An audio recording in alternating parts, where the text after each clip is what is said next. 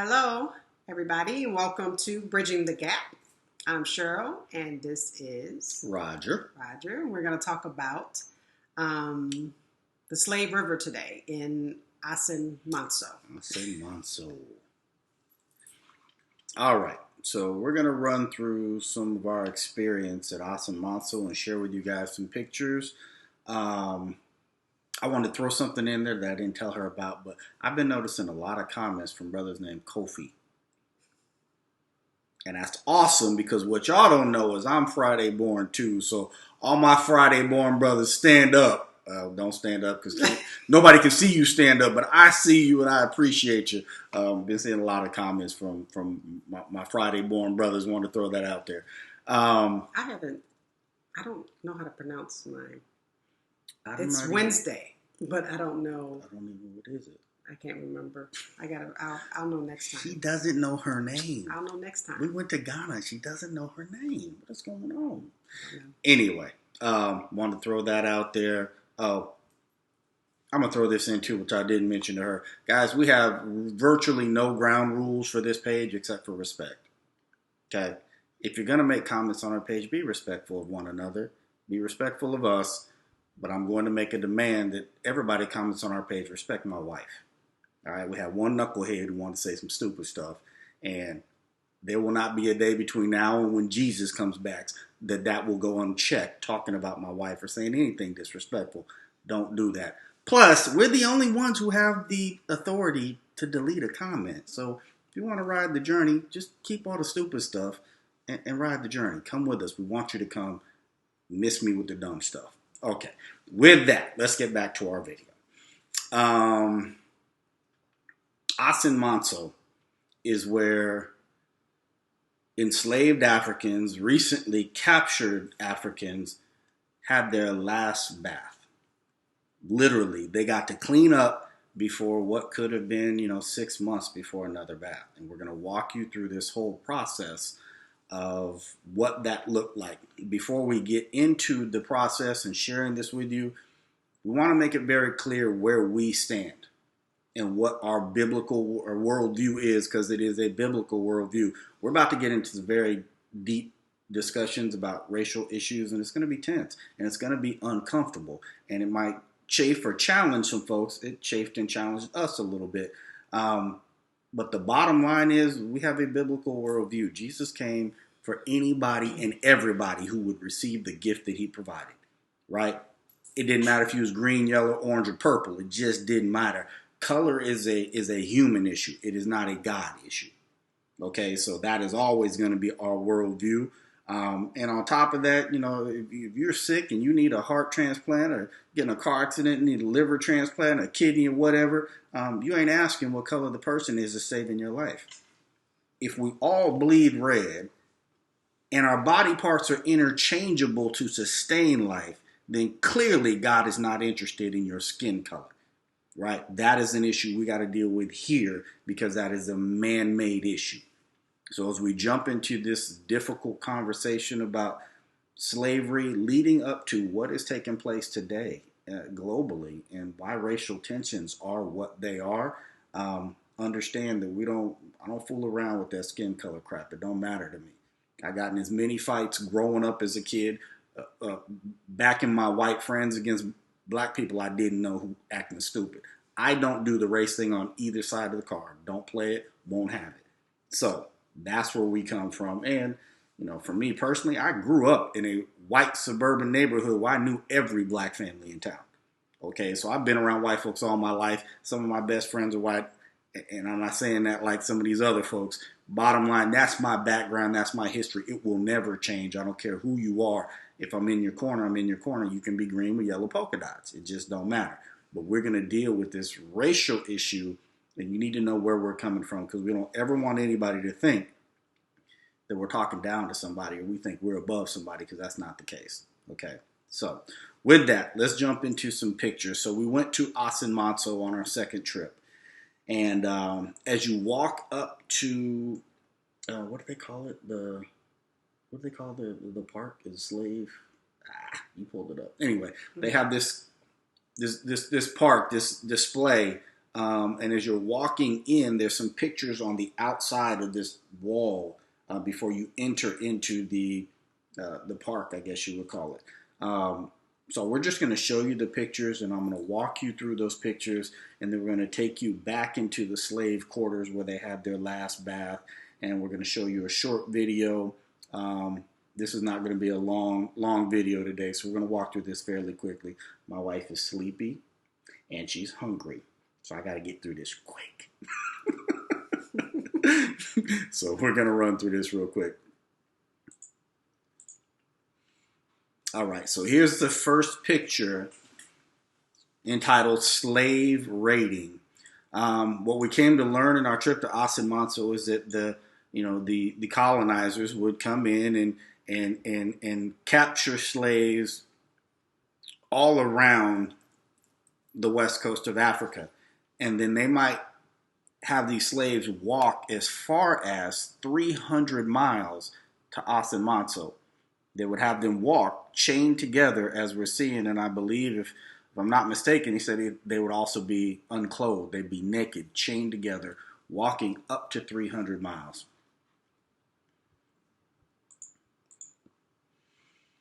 They also, depending on where they were, they transported them in ships. If there were bodies of water that need to be traversed, they would still have them chained, naked, and on their way to their last bath. Another depiction of the capture and the journey. We're just showing you as these photos are played out on this wall before you enter the park. It says captives arriving at the castles. From our understanding, they didn't necessarily take the captives to the castle, where they actually took them to where these pictures are, Assin Manso. This came after Assin Manso, so I'll explain that a little bit as well. Some of the punishments that people received. I believe this is one of the punishments that ties to a video we're going to share at the end of this. Our tour guide, we recorded some stuff he shared with us. It's about 5 to 7 minute video that we're going to leave at the end of this video for those who want to see it. But he talked about for punishment for slaves who didn't want to act right or wouldn't be quiet or things like that, that they would stuff rocks in their mouth. And I think this may be a part of that, punishment. Branding of captives. So what they would do is they would bring the slaves here. They would give them their last bath, which we're going to show you in a minute. And then they would sell them in the marketplace. This was actually a slave market at Assin Manso. Once they were sold, then they were branded in the name of their owners, their masters. Then they had their last bath. We're going to actually show you the last bath river here in a minute. And when I say last bath, I want you guys to grasp the idea as we move forward. This is the last time that our ancestors got to clean themselves for months as they endured what we're going to reveal in the next couple of videos. A merchant and his slaves. So he's come to Assin Manso, to the slave market. Slaves have been cleaned up, bathed, and purchased, and now we're ready to go. So this is the auction, depicting the auctions that take place there.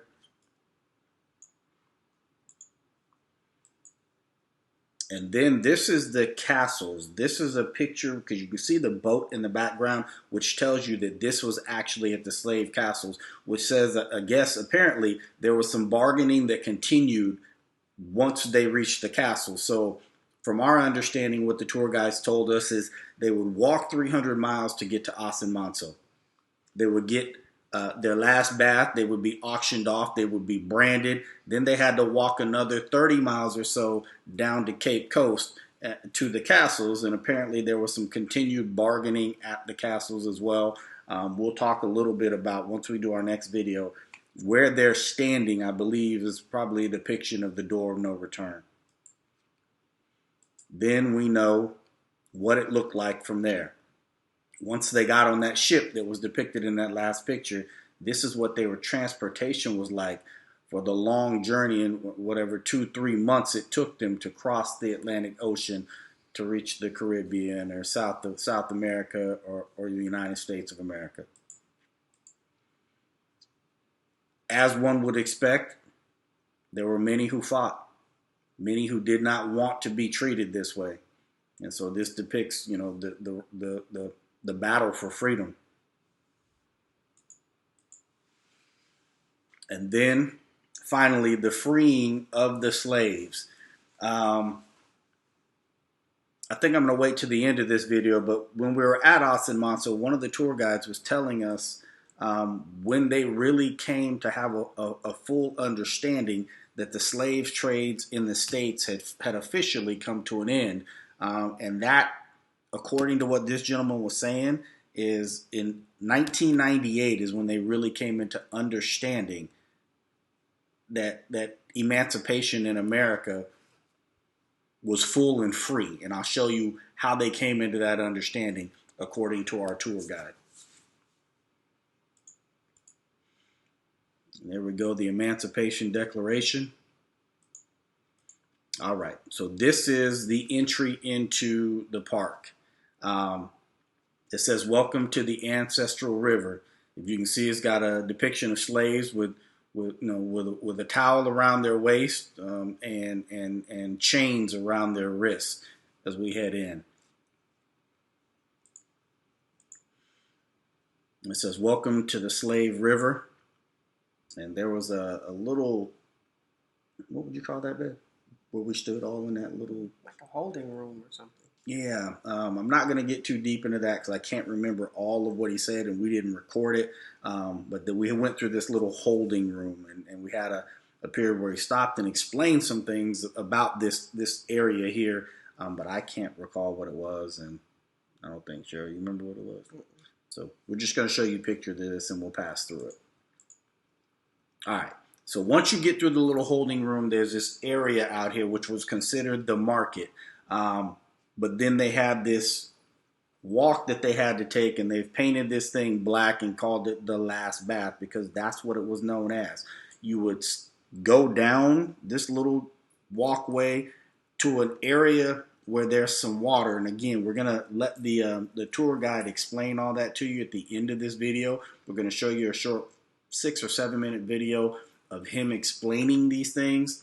But they will go down this little pathway to a little puddle of water where they really didn't have a chance of escaping and clean themselves for the last time. We actually had a video where he allowed some of us on this Jamestown to Jamestown tour to walk the path our ancestors walked. And we want to share that with you because it was extremely powerful to us. We had an elder gentleman with us who was a reverend.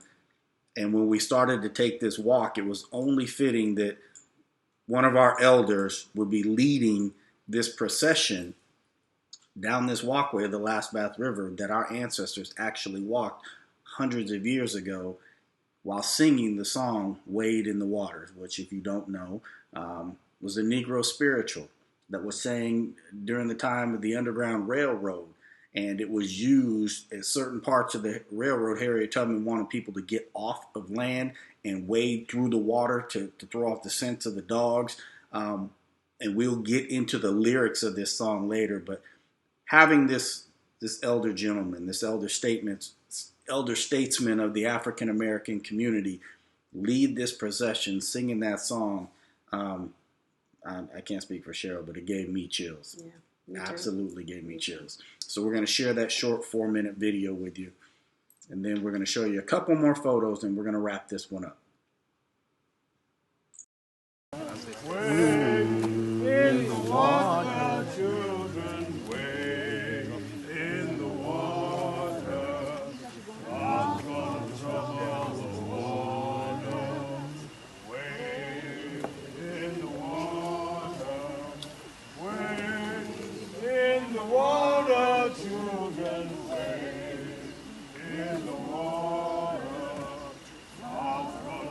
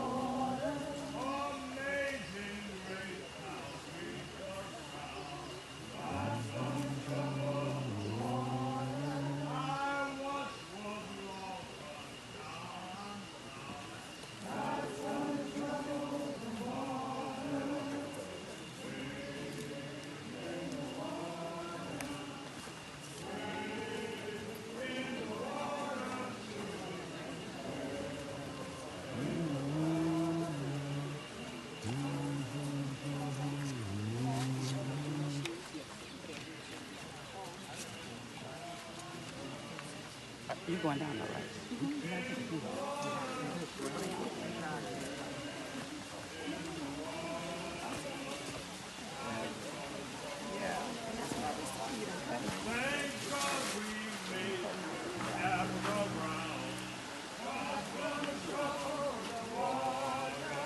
My soul feels happy when I found God's gonna trouble the water.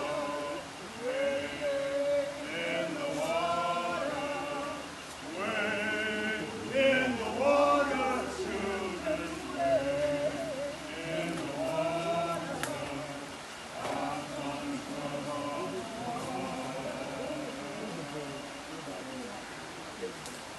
I go, Amen. I go, Amen. I go. Amen. Thank you, Reverend Brown, for leading that processional to the water. Just before everybody goes back, as you see, there's a setup for a pretty large bonfire. So here is where we will continue what we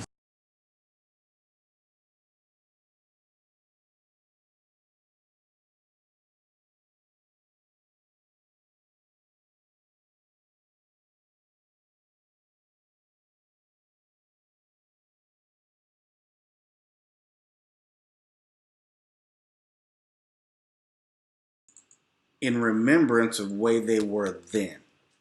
So they have this white archway that says Bath of Return, meaning once you walk that path, your ancestors, we are walking back into what it was before that, and looking forward and making sure that that never takes place again.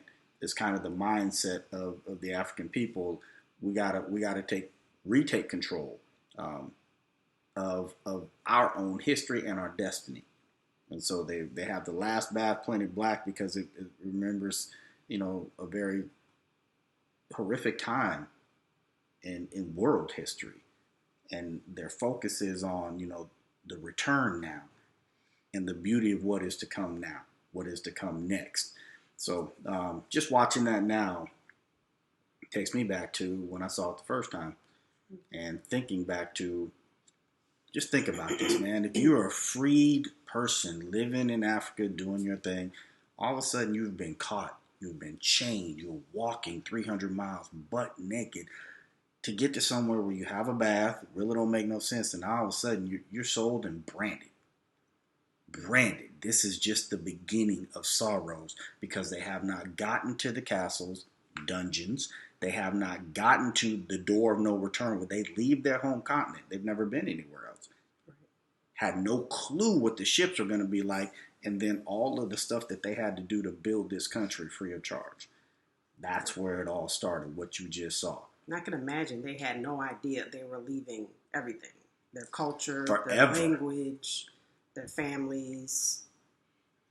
Because slavery was not done like that. Let's touch on that for a minute. Slavery in Africa, you have a lot of tribal wars and tribal issues and back then, and maybe even today, but not slavery. Not slavery.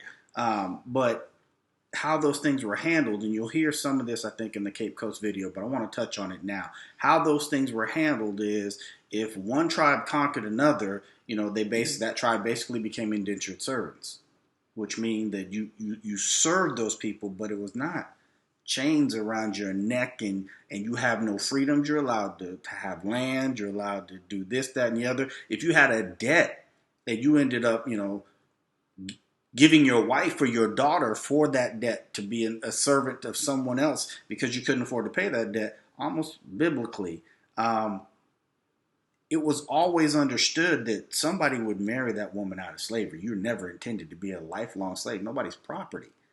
So even as they're coming into Assin Manso and they're experiencing something they've never seen or heard, branding people like cattle, they had no idea what was really about to happen. They had no clue what was about to happen. You've been captured, you've walked 300 miles naked, and now somebody has bought you and branded you. And that's just the beginning. So, very powerful stuff. We're going to end this video up with a couple of photos that I'm going to talk about now, and then we'll probably retouch on in the next video. And these are also from Assin Manso. And this is also where, according to one of the tour guides, we begin to get an understanding, the people of Ghana anyway, I don't know if it's all of Africa, he said, begin to get an understanding that the emancipation had taken place. What this is two burial sites at Assin Manso, the ancestral graveyard, it says in the background there. These two bodies of slaves that were captured and taken to the West. I believe one of the bodies comes from the Caribbean and one comes from the United States of America. They exhumed these bodies and brought them back and buried them here. They basically reversed the track. They went from Assin Mansos to the slave castles, to the ships, to the United States of America. They exhumed these two bodies to represent the return of the diaspora. So they brought them from the West. They shipped them back. They didn't fly them back. They shipped them back right to the castle, Cape Coast Castle, and then brought them from Cape Coast Castle back to Assin Manso, where it all started, and buried them there. The gentleman was telling us that this happened in 1998, and he said until these two bodies returned, they didn't realize that fully that emancipation had taken place in the United States of America. The slavery was completely over. And when he said that, it threw me off. I'm like, how could you not know? Right? But if you think about it, the advent of the internet didn't really kick in until the late 90s. So if you're an everyday African person before the internet, how do you really know what's going on overseas? So it was when these two bodies were returned, that, at least according to this tour guide that we talked to, that they began to get an understanding that really the slavery had come to an end in the States and other places. So you see there's some wreaths at the foot of the gravestones. Want to touch on those real quick, and then we're going to wrap this up. I want you to see what they have sitting at the foot of these gravestones. The first one said, "The government and the people of Ghana." The second one says, "Congressional Black Caucus, United States of America." The third one says, "The Global African Family, the Diaspora." They recognize, guys, that there is no distinction between those three. The people and the government of Ghana, the government of the United States, and the entire descendants of African slaves community, the diaspora globally, we are one. And if we're ever going to, to rectify the wrong that was done, it's going to be by coming together. Not Africans doing their things, African Americans doing their things, the rest of the descendants of slaves around the world doing their things. No, we need to come together. And they recognize that. When I tell you guys, and you can see just in the comments on this little YouTube channel that we just started, there are so many welcoming comments, but it's not just individually, it's universal. From what we've experienced being there, those reads were not put out for us. That's just how they feel. They want everybody involved in rectifying what was done wrong and making the motherland a better place all the way around for those who live there and those who have ancestry there, whether you live there or not. It is still your heritage. And it's going to take the collective, the whole diaspora, to make it what it should be. So, is there anything that we missed? I don't think so. For those of you who say I talk too much, I'm telling you, she's sleepy and she's hungry. So I had to talk on this one. No. So next one, we're going to get into the slave castles, which are not castles. They're dungeons, but they still to this day call them castles. We're going to walk you through that foolishness. And I don't know how we're going to do the videos because we took a lot of videos and a lot of pictures. But I will tell you this, man. Assin Manso was powerful. The slave dungeons, it's just something you have to experience once. Mm-hmm. So I mentioned to you guys Mr. Osei and his son, Sam.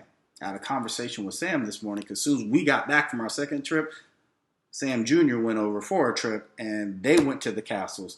And Sam told me this morning, he said, Roger, I went as a kid. I went as a young man who was really, just starting in business and wanted to go kind of experience different parts of Ghana and all the regions. And he said, I'm going to tell you what he said. I just really wanted to party in every city. He said, so it was different. He said, I went this time and it changed everything.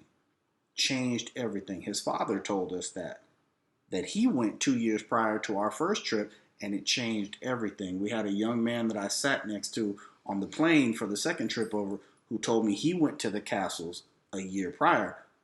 He's from Ghana, living in the States now, and he said it changed everything. I think it's interesting because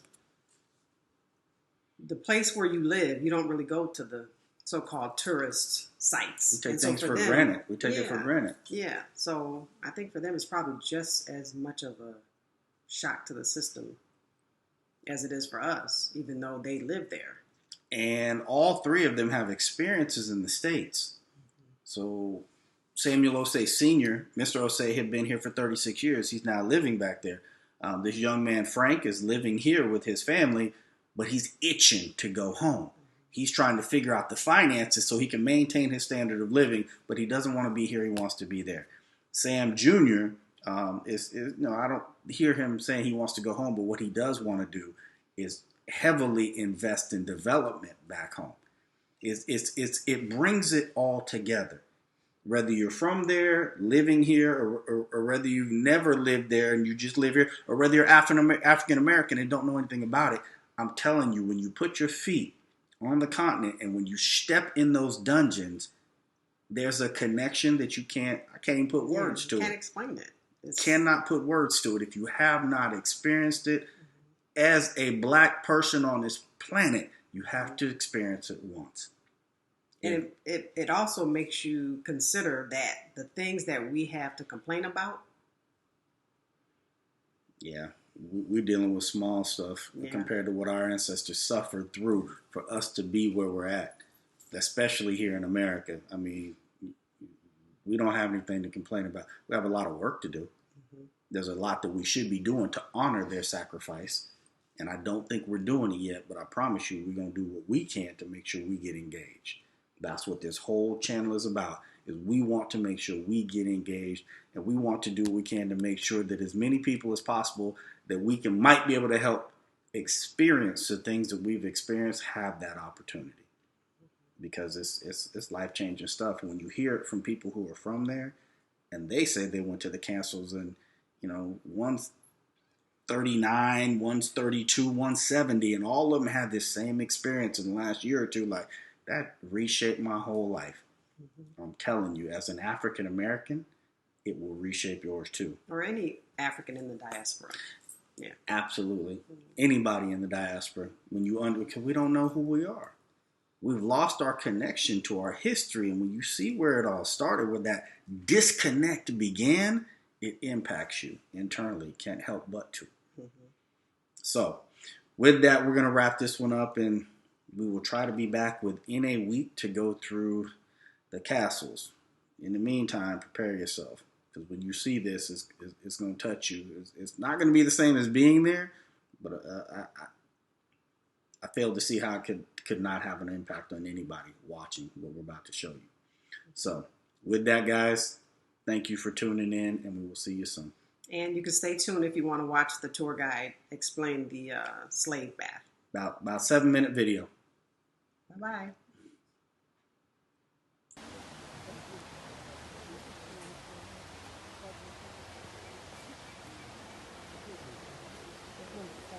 I go. Amen. So we'd have time to do pictures. Please come around.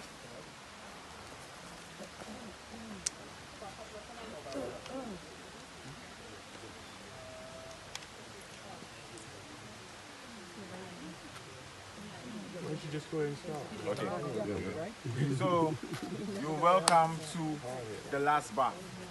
I really don't feel comfortable calling them slaves.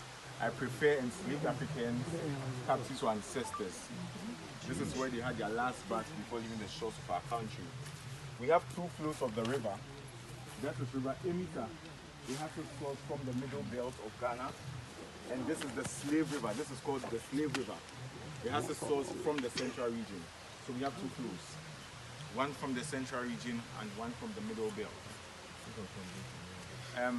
Whilst walking the 447 kilometers from the Salaga slave market down to Assin Manso slave market, they came in two ways.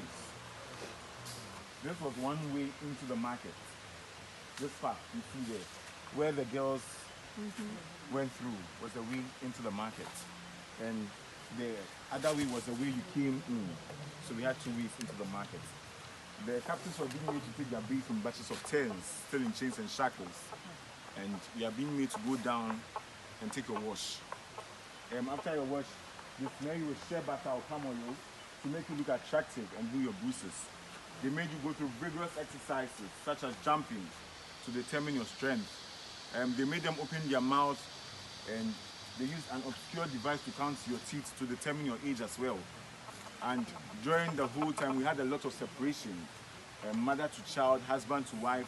And those who staged to advert the situation were killed all over the place, and right here in the slave market. We had one form of punishment known as the stone punishment. And you know, during those times, the women were crying. They wanted to be heard. They were resilient people as well. And when you try to possess that or to show that, they fill your mouth up with stones to make you keep mute so nobody hears you. Just right at the hilly part, we had a tree which is broken, known as the silk cotton tree, locally called Onina, and we are being tied around it. And one feature of the Onina tree is that it has a very, very thorny part, which pricks, and you are being tied this way. When you try to strangle, it pricks you, and you see a lot of blood oozing from your body. So after your last beat, you had your first auction, and after your first auction, you had your first branding right here in the market. And after everything is said and done, you walk a 31 miles to any of the castles along the coast. The captives were never made to take their bait right here in River Emita, because it's believed that if they took their bait there, they were going to escape, because it has a gas flow. And during the rainy season, April, May, June, July, it fills up to a level that you cannot even see the bare ground over there. So it means it has a gas flow. So it was believed that you escape when you take your bait in River Emita. You only took their bait right here in the slave river because it's calm and it's confined. It means you can keep an eye on you. At the other side of the river is a mass burial ground for thousands and thousands of slaves that lost their lives right in the market. Were buried right here in the market. For those who died, were buried right here, this way in the market. Ideally, what we do right here in Assin Manso is that Assin Manso stands for two things. One is a place of reform to clear all the negativity and all the untruthful stories we've heard, and to make us write our own history as it is. And two, it stands for a solemn ground. When you, a classical example is our prison, for instance. Our prison is a place of reform, and it is just there to change your mentality and your perception and your way of life. And why Assin Manso is a solemn ground is we can take our shrine for example. Our shrine is a very, very sacred place, and not everybody has the opportunity to go into the shrine. And before you enter the shrine, you have to bow your head, and when you stand, it shows how tall you can stand. And that's what Assin Manso stands for. Ideally, what we do is that we take off our shoes and walk the path our ancestors walked, just to have the feel and the connection, what they really felt and what they really went through. So what we are going to do right now is that we are going to take off our shoes, and we'll have the opportunity to go through the last bath. Why this is painted black is that it's just to show how sorrowful we are and how remorseful we are. And we are going to walk the path this way, then come through the first batch of return, which is painted white, which is going to signify our victory. And we have the opportunity to step in the water and meditate and reflect. And if you have any wish you want to make or do, and if you have a coin, you just say anything you want to say and just throw it into the water. Is that fine? Yes. So now we'll take off our shoes right here and hold them. It's optional. It's not. It's optional. Yes, it's not mandatory. So if you want to, it's fine.